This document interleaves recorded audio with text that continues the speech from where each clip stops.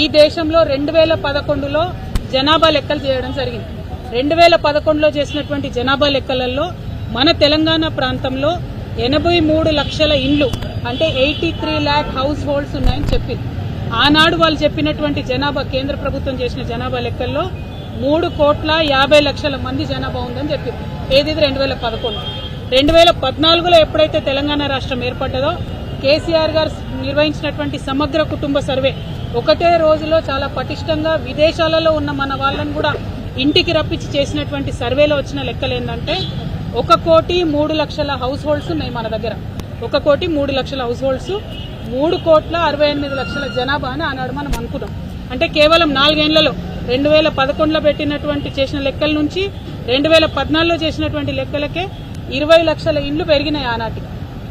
అది పక్కన పెడితే ఇవాళ 2014 నుంచి 2024 సంవత్సరంలో ఉన్నాం. 10 సంవత్సరాల తర్వాత వాళ్ళు లెక్క పెట్టేటప్పటికి చెప్తుంది. ఇది మనం ఉన్నది 25లో కానీ వాళ్ళు లెక్క పెట్టింది 24లో.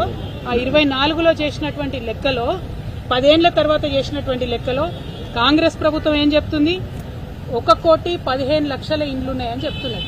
1,15,00,000. జనాభా ఎంత అని చెప్తుంది? 3,70,00,000 అని చెప్తుంది.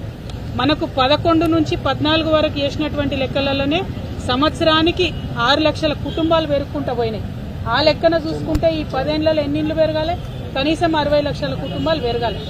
మనము బీఆర్ఎస్ పార్టీలో మనము 2023 వరకు అంటే 10 సంవత్సరాల్లో ఇచ్చినటువంటి కళ్యాణ లక్ష్మి చెక్కులే అంటే పేదవారికి ఇచ్చేటటువంటి కళ్యాణ లక్ష్మి చెక్కులే 13,78,000 ఉన్నాయి.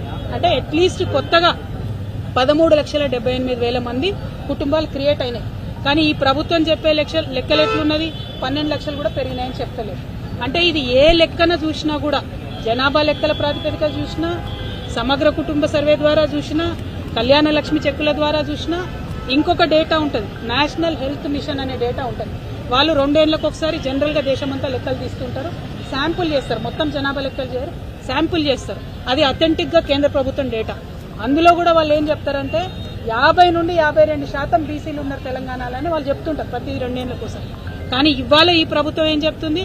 కేవలం 46.2% బీసీలు ఉన్నారని చెప్తున్నది. మరి కరెక్టా అన్నటువంటి విషయం ఒక్కసారి రేవంత్ రెడ్డి గారు గుండె మీద చేసుకొని ఆలోచన చేయాలి.